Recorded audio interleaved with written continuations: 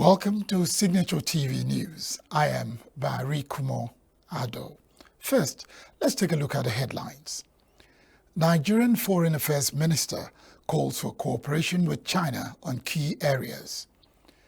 NIMET predicts 3-day thunderstorms, rain from Sunday. On the foreign scene, Israel's Netanyahu believes U.S. arms delivery dispute will be resolved soon. In sports, 2-time champion Andy Murray to miss Wimbledon after undergoing operation.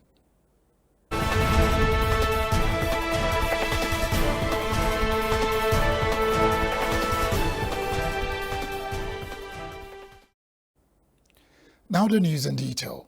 Energy, agriculture and infrastructure development are key areas for cooperation with China, Foreign Affairs Minister Yusuf Tagat said on Sunday.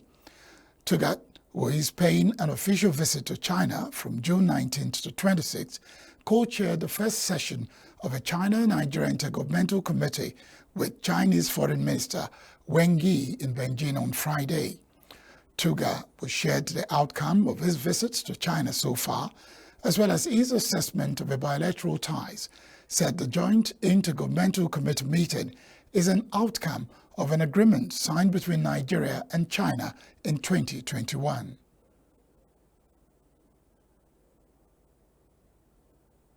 A number one oil producer in Africa, produces gas as well, LNG. We have a 6-train LNG.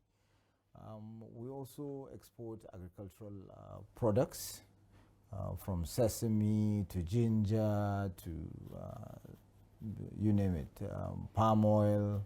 But at the same time, we import a lot of finished products from China, and China has been investing heavily in infrastructure development. The China-Nigeria Intergovernmental Committee is the first committee mechanism established between China and African countries. The two countries have enjoyed a vigorous bilateral cooperation in various areas, according to the foreign minister. Official data showed that Nigeria-China trade volume reached $22.6 billion in 2023, making Nigeria China's third largest trading partner in Africa. Governor Peter Mbah of Enugu State on Saturday advised youths to embrace leadership, entrepreneurial and innovative spirit to move the state and Nigeria forward. Mbah gave the advice in Enugu during the 2024 Enugu Leadership and Business Summit organized by Enugu Innovative Youths. Our correspondent Chinemere Mikegbunam reports. The 2024 Enugu Leadership and Business Summit is tagged "The Role of Youths in Building a New Enugu." The governor encouraged the youths to pursue greatness and cultivate the mindset of lifelong learning to enable them achieve their dreams in life. Addressing the youths at the summit held at University of Nigeria, Enugu campus, the governor extolled the energy the youths brought to the summit, saying that the gathering showed incredible powers that lied within the youth. The governor, represented by Secretary to the state government, Chidebere Onya, added that the theme resonated deeply with their collective aspirations. According to him, this underscores the pivotal role played in reshaping the destiny of Enugu State, whether through entrepreneurship, advocacy, or public service. He emphasized on the need for every youth to be innovative through entrepreneurship, art, advocacy, or public service skills, insisting that youth should always engage themselves with how to become relevant in the society. Greatest achievements often arise from synergy. The fusion of diverse talents and perspectives working together towards a common goal. And finally, service, which is what most people that go into the public sector strive to do. Service. As you leave the summit today, I challenge each of you to reflect on the impact you wish to have on our state and on our world. The convener of the summit, Reverend Chimaobi Aniwanne, expressed optimism that the summit will afford the youth an ample opportunity to be better equipped with the knowledge and skill set to impact their generation for global competitiveness. We are not doing this to catabolize the nation. We are doing this to anabolize want to build the confidence of the youth and tell them that they can do it. Why I brought up my faith, because some people may be asking, is a pastor, is he a politician, is a pastor? This is not politics, this is governance. Some members of the State House of Representatives added their voices in solving the needs of youth in the society. We want the government to have a good policy that will hold on to the youth of this nation. You can remember those days when they said the Nigerian youths are lazy, which includes me and you. We are trying to change the narrative. We are not lazy. The only thing we need is the government policy that will favor every Nigerian. We believe that a partnership with them will go a long way in setting a way forward for our youth. The summit is a training ground and a pointer for better Enugu for the benefit of the present and the next generation. Highlights of the event include the presentation of 100,000 naira each to the youths for their education and also the presentation of the Best Innovation Award of the Year to Governor Peter Mbah. Chinemere Mikebunam for Signature Television. The Abuja Chamber of Commerce and Industry has expressed deep concern over the persistent rise in commodity prices. The Chamber's president, Emeka Obegulu, in a statement said the daily price increments were adversely affecting small-scale business owners and escalating poverty levels. According to Obegulu, official National Bureau of Statistics records indicated a staggering 35.41% food inflation rate in May 2023. It said that on-ground observations suggest that the actual food inflation rate exceeded 50%, highlighting the severity of the situation and its dire impact on livelihoods.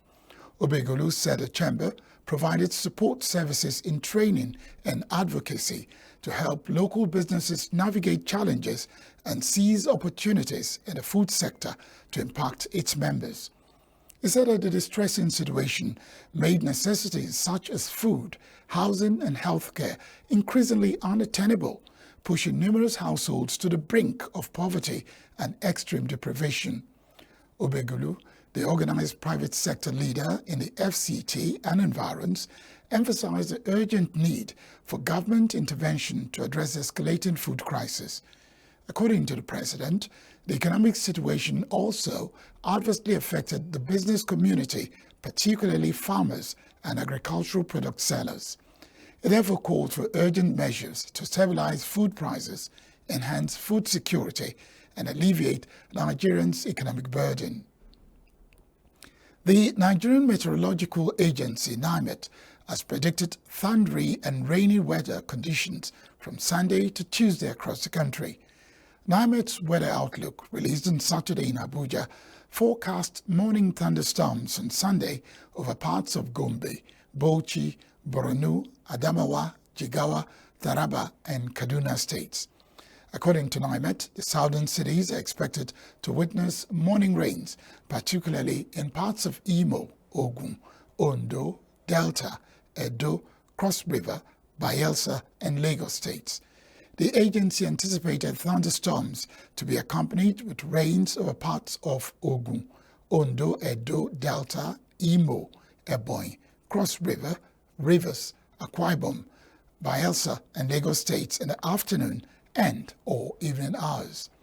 NIMET envisaged morning thunderstorms over parts of Taraba, Adamawa, Katsina, Sokoto, Kebbi, Bauchi, and Kaduna states on Tuesday. It has advised the public to take adequate precaution as strong winds might precede the rains in areas where thunderstorms were likely to occur. It urged airline operators to get updated weather reports and forecasts from NIMET for effective planning in their operations. The presidency has called on Nigerians to embrace subsistence farming to address the challenge of rising costs of food. The Special Advisor to the President on Information and Strategy, Bayo Onanuga, made the call at a meeting with a group of online editors under the aegis of the Association of Corporate Online Editors in Abuja. According to Onanuga, the government is investing in agriculture to make things available and affordable, noting that as individuals, everyone has a role to play. Onanuga acknowledged that things were not working as President Bola Tinubu planned, but however assured that in the next 12 months, Nigerians will begin to see the results of the government's efforts for the country's benefit. Onanuga assured the association of robust relationship towards dissemination of news in line with global best practices. The association's chairman, Martin Sodiete, in a statement issued on Saturday in Abuja, emphasized the importance of partnership with the presidential media team at a time Nigerians are eager for essential information from the government. President Bola Tinubu has directed that all civil servants who are drawing salaries from the government after relocating abroad should be made to refund the money. The president also directed that the supervisors and department heads of the culprits must also be punished for aiding and abetting the fraud under their watch. Tinubu gave the directive on Saturday at the award night organized by the Office of the Head of the Civil Service of the Federation to commemorate the 2024 Civil Service Week. The event was also to honor some outstanding civil servants in core ministries. Represented by Senator George Akume, Secretary to the Government of the Federation, the President expressed dismay over the attitude of the ghost workers. He reiterated that government would take appropriate measures to ensure they were punished and the money refunded to government treasury. The President acknowledged the challenges in the civil service sector and reiterated his commitment to address them for optimal performance.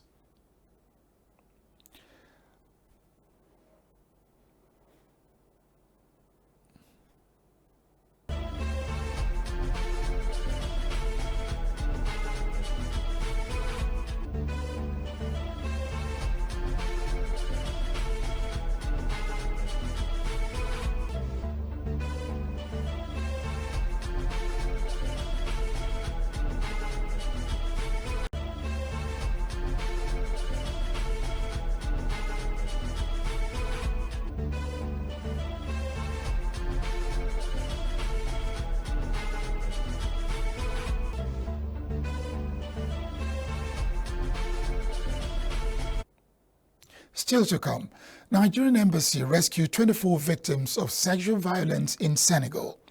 Protesters rally to demand closure of U.S. airbase in Germany. Two-time champion Andy Murray will miss Wimbledon after undergoing an operation. Don't go away.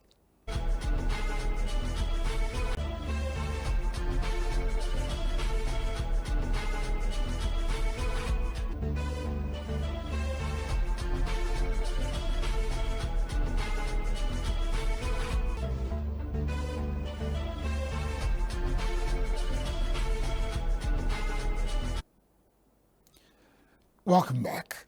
You're still watching Signature TV News. The combined operatives of Nigerian Embassy and a Senegalese-based NGO have in an overnight operation rescued 24 Nigerian girls who were subjected to sexual exploitation in Tamakonda and Kedougou regions of Senegal. The acting ambassador in the Nigerian Embassy in Dakar, Senegal, Saliu Abubakar, will disclose this on Sunday, said the girls, mostly underage, ranging between the ages of 11, 13, and 24, are being trafficked to Senegal through Cotonou, Republic of Benin, and also Mali to Senegal border for the purpose of sexual exploitation in the region. Abubakar said preliminary investigation revealed that most of the girls who were school dropouts were from Edo and Delta, adding that a few of them were from Imo and Abia, while two others were from Plateau. The However said of the 24, 22 were already repatriated weeks ago, while the two other ladies were repatriated to Nigeria on Saturday. The diplomats could not immediately give the details of the health status of the victims and other information regarding the time they spent while undergoing sexual exploitation in Senegal. He said that the successful repatriation of the girls to Nigeria was a clear indication of a strengthened international cooperation in combating human trafficking between the embassy and the Senegalese-based NGO Free the Slaves. On the foreign scene, Israeli Prime Minister Benjamin Netanyahu on Sunday told his cabinet he was hopeful an arms delivery dispute with the United States will be resolved soon after I publicly criticized U.S. administration. Netanyahu released a video last week in which the Prime Minister said the Biden administration was holding weapons and ammunition to Israel. The video led to a row with the White House. President Joe Biden's administration paused a shipment of £2,000 and £500 bombs in May over concerns about their impact if used in densely populated areas of Gaza. Israel was still due to get billions of dollars worth of U.S. weaponry. In a rare account of normally private diplomatic conversations, Netanyahu also said he told U.S. Secretary of State Antony Blinken that it was inconceivable that in the past few months, Washington was withholding weapons and ammunition to Israel. The White House on Thursday said it was deeply disappointed over Netanyahu's criticism amidst tensions between the two allies over Israel's war in Gaza. Netanyahu explained during Sunday's cabinet meeting that his public statement came after long weeks of private attempts to have the U.S. speed up arms deliveries, and that he was willing to take personal attacks for the security of the State of Israel, referring to the U.S. anger over his move. Yemen's armed Houthi group said on Saturday that armed forces had launched ballistic missiles at the U.S. aircraft carrier Eisenhower in northern Red Sea, whereas U.S. officials denied being attacked. In a statement aired by Houthi-run Al Masirah TV, Houthi military spokesman Yahya Sarrer said that the Armed Forces Missile Force carried out an operation targeting the American aircraft carrier Eisenhower in the northern Red Sea with several ballistic and cruise missiles, and the operation achieved its goals successfully. However, there is currently no evidence to confirm that the aircraft carrier was indeed attacked. This is the second claim attack by Houthis targeting the U.S. aircraft carrier Eisenhower in the Red Sea in less than a month. The first attack against a nuclear-powered aircraft carrier was on May 31st, in which the U.S. military didn't comment.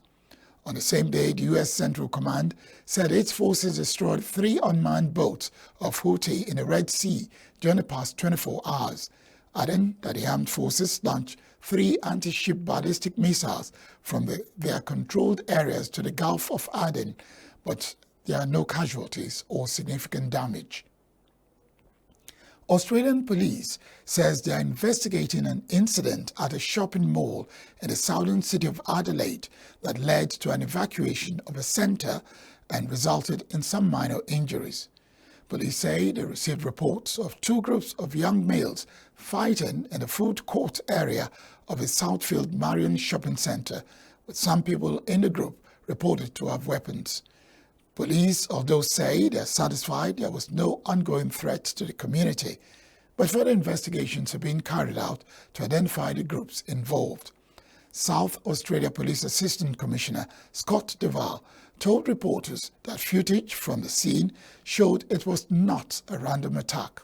It said no one was injured in the altercation among the group of boys, but a 77-year-old woman may have fallen during the evacuation and suffered a fracture, and a girl believed to be 14 years of age may also have been injured during the process. The incident comes less than 3 months after a man attacked shoppers with a knife at another Westfield mall in Sydney, killing 6 people. Protesters from Germany, Austria and France have rallied in the southwestern German city of Kaiserslautern on Saturday, demanding the closure of the Ramstein air base of the U.S. Air Force nearby and urging Western countries to pursue peaceful solutions to the ongoing conflict between Russia and Ukraine. Later in the day, nearly 1,000 protesters gathered at the downtown area of Kaiserslautern. Delivering speeches and singing peaceful songs, the protesters condemned the moves of the U.S. and other Western powers to escalate the war and impact regional stability and peace. They say that since the conflict between Russia and Ukraine started in February 2022, the United States has been gradually upgrading its military support for Ukraine, leading to a prolonged and intensified situation. Besides, the protesters charged that the U.S. has been stirring up regional tensions in recent years, causing significant harm to European countries. They called on all parties involved in the Russian-Ukraine conflict to engage in negotiations and resolve the crisis by diplomatic means.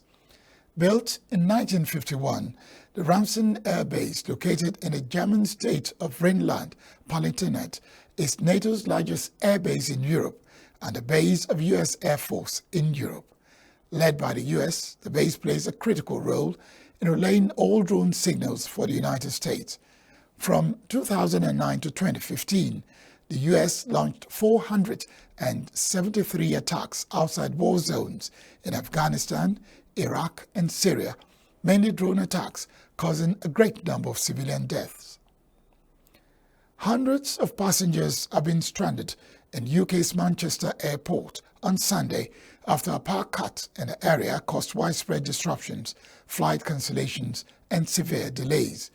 A significant number of flights, particularly from Terminals 1 and 2, were expected to be delayed or cancelled, an airport spokesperson said. A report said an issue with the power supply affected the airport and a number of other buildings.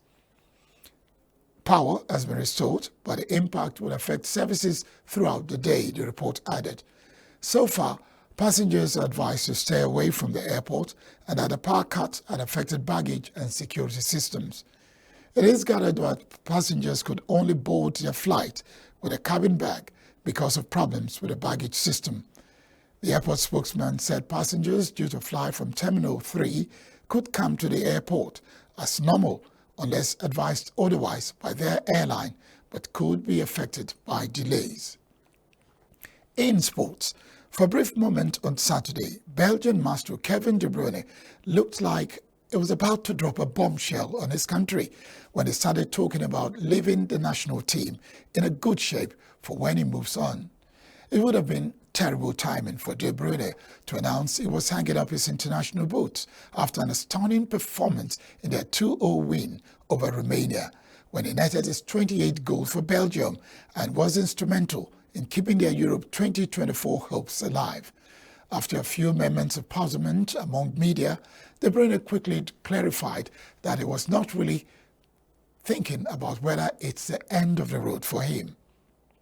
De Bruyne, 32, was involved in just about every move in what was a brilliant showing for Belgium, and it took him 80 minutes before he finally cracked it. Belgium were ahead after just 73 seconds, with Romelu Lukaku teeing up Joris Telemans to fire into the corner. They were insatiable in the pursuit of a second with Lukaku. De Bruyne, Dodi, Luke Bakio and Jeremy Doku determined, relentless and combining seamlessly to threaten the Romanian goal throughout both halves. De Bruyne got there in the end, latching on to a long ball from goalkeeper Quen Castells and prodding home as to send an army of thousands of flag-waving red-clad supporters into a frenzy. Two-times champion Andy Murray will miss Wimbledon after having back surgery. Following a victory after a Lexi Poprin at the Queen's Club Championships in his 1000th tour level singles contest, Murray withdrew due to the injury while trailing 4-1 in the first set of a second-round match with Jordan Thompson on Wednesday. The ongoing issue was aggravated by Murray's participation in the French Open and leaves the former world number one out of Wimbledon, where he has won 2 of his 3 Grand Slam titles. Murray, 37, breathed new life into his career after having hip resurfacing surgery in 2019, but has struggled to make the later stages of a top tournament and recently had to deal with an ankle injury sustained at the Miami Open in March. The Scottish double Olympic gold medalist had previously said that it was unlikely to continue playing next season and it will be a fitting end to his glittering career if he bowed out at the All England Club or the Paris Games. Wimbledon runs from July 1 to 14, while the tennis competition at the Olympics will begin on July 27. That's the news on the hour. I am Barikumo Ado. Thanks for joining us.